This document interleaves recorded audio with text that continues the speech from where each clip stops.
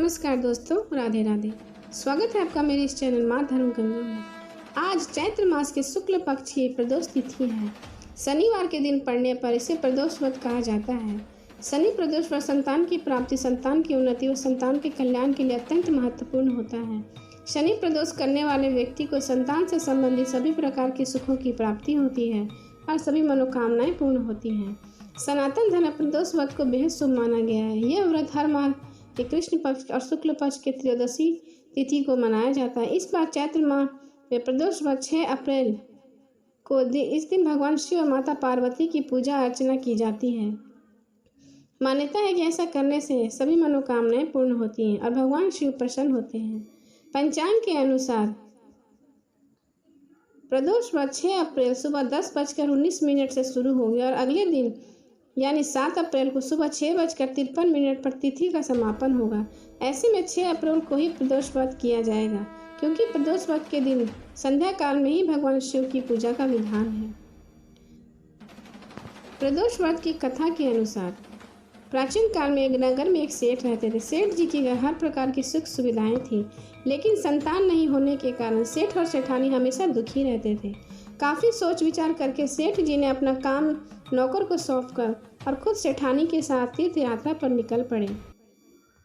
अपने नगर से बाहर निकलने पर उन्हें एक साधु मिला जो ध्यान मग्न बैठा था। सेठ जी ने सोचा क्यों न साधु से आशीर्वाद लेकर आगे की यात्रा की जाए। सेठ और सेठानी साधु के निकट बैठ गए। साधु ने जब आंखें खोली तो उन्हें ज्ञात हुआ कि सेठ और सेठानी काफ़ी समय से उनसे आशीर्वाद लेने की प्रतीक्षा में बैठे हुए हैं। साधु ने सेठ और सेठानी से कहा कि मैं तुम्हारा दुख जानता हूँ, तुम शनि प्रदोष व्रत करो, इससे तुम्हें संतान सुख प्राप्त होगा। साधु ने सेठ सेठानी को प्रदोष व्रत की विधि भी बताई और शंकर भगवान की निम्न वंदना करने को बताई। हे रुद्रदेव शिव नमस्कार, शिव शंकर जग गुरु नमस्कार, हे नीलकंठ सुर नमस्कार, शशि मौली चंद्र सुख नमस्कार, हे उमाकांत सुधी नमस्कार, उग्र तत्व रूप मन नमस्कार, ईशान ईश प्रभु नमस्कार, विशेश्वर प्रभु शिव नमस्कार, ओम नमः शिवाय। दोनों ने साधु से आशीर्वाद लेकर तीर्थ यात्रा के लिए आगे चले गए। तीर्थ यात्रा से लौटने के बाद सेठ ने सेठानी ने मिलकर शनि प्रदोष व्रत किया, जिसके प्रभाव से उनके घर में एक सुंदर पुत्र का जन्म हुआ और उनका जीवन खुशियों से। अब प्रदोष व्रत की दूसरी कथा। पौराणिक कथा के अनुसार प्राचीन काल में एक निर्धन पुजारी था। पुजारी की मौत हो जाने के बाद उसकी विधवा पत्नी अपने बेटे के साथ भीख मांगकर गुजारा करती थी। एक दिन विधवा स्त्री की मुलाकात विदर्भ देश के राजकुमार से हुई।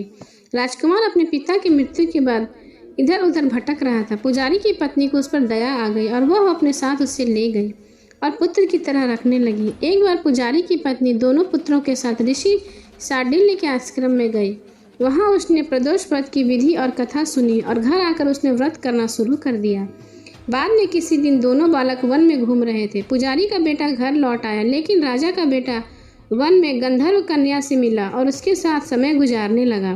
कन्या का नाम अंशुमति था। दूसरे दिन राजकुमार उसी स्थान पर पहुंचा। वहां अंशुमति के माता पिता ने उसे पहचान लिया और उससे अपनी पुत्री का विवाह करने के लिए इच्छा प्रकट की। राजकुमार ने भी हाँ कर दिया और दोनों का विवाह हो गया। आगे चलकर राजकुमार ने गंधर्वों पर विशाल सेना के साथ विदर्भ पर आक्रमण किया। युद्ध जीतने के बाद राजकुमार विदर्भ का राजा बन गया और पुजारी की पत्नी और उसके बेटे को भी राजमहल में बुला लिया। अंशुमति के पूछने पर राजकुमार ने उसे प्रदोष व्रत के बारे में बतलाया। इसके बाद अंशुमति ने भी नियमित रूप से प्रदोष व्रत का व्रत रखने लगी। इस व्रत से वे लोग सभी सुखी सुखी जीवन जीने लगे। प्रदोष व्रत के प्रभाव से पुजारी की पत्नी और उसके बेटे का भी जीवन सुधर गया और वे इस लोक को सुखी सुखी जीने लगे। शनि प्रदोष व्रत के दिन अवश्य करें ये उपाय। शनि प्रदोष व्रत के दिन सुबह पीपल वृक्ष पर जल अर्पित करें और 5 तरह के मिष्ठान का भोग लगाएं। शाम को 5 तेल का दीपक लगाएं और 7 बार पीपल की परिक्रमा करें। मान्यता है कि इससे शनि दोष के कारण नौकरी में आ रही बाधाएं दूर होती हैं। शनि प्रदोष व्रत के दिन सुबह पीपल के वृक्ष में जल अर्पित करें और शनिदेव की स्तुति करें और साथ में भगवान शिव की भी स्तुति करें। शनि प्रदोष व्रत के दिन घर में प्रवेश द्वार पर घोड़े की नाल लगाएं। ऐसा करने से कारोबार में तरक्की और उन्नति होती है। घर में सुख और समृद्धि का आगमन होता है। शनि दोष और आर्थिक समस्याओं से मुक्ति पाने के लिए शनि प्रदोष व्रत का 1.25 किलो कुष्ठ रोगी में बांट दें। ऐसा करने से संभव ही नहीं तो शनि मंदिर में काले चने का दान करें। शनि दोष में आर्थिक समस्याओं से मुक्ति पाने के लिए करें ऐसा उपाय। मेहनत के बाद भी नौकरी में कामयाबी नहीं मिल रही है तो शनि प्रदोष के दिन 21 बेलपत्र एक एक करके शिवलिंग पर चढ़ाएं और जल अभिषेक करें। फिर शिव चालीसा का पाठ करें। शिव जी शनि देव के गुरु, ऐसे में आज शिवलिंग की पूजा करते समय बेलपत्र के साथ शनि मंत्र और काले तिल में अर्पित करें। इस उपाय को करने से शनि की महादशा का प्रभाव कम हो जाता है। अगर आप जीवन में लंबे समय से आर्थिक तंगी का सामना कर रहे हैं तो ऐसे में प्रदोष व्रत के दिन पूजा के वक्त ओम ऐं ह्रीं हनुमते नमः का जाप करें।